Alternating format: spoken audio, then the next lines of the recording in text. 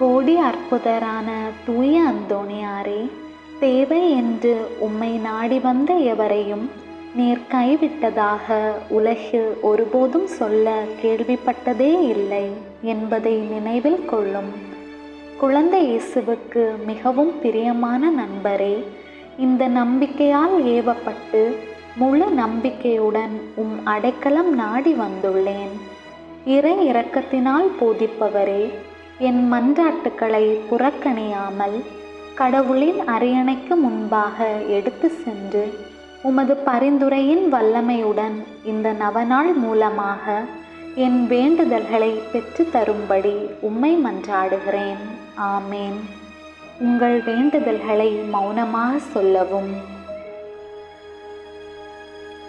விண்ணுலகில் இருக்கிற எங்கள் தந்தையே, உமது பெயர் தூயதென போற்ற பெறுக. உமது ஆட்சி வருக.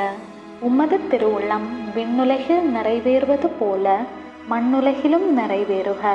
எங்கள் அன்றாட உணவை இன்று எங்களுக்கு தாரும்.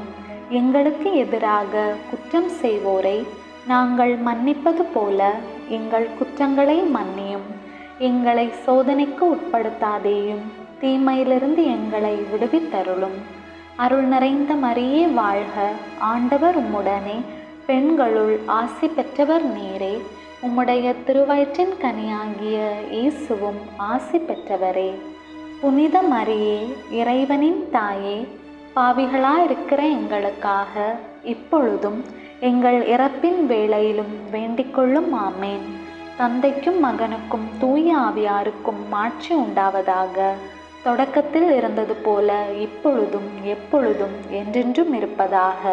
ஆமேன். தூய அந்தோணியாரே, எங்களுக்காக வேண்டிக் கொள்ளும்.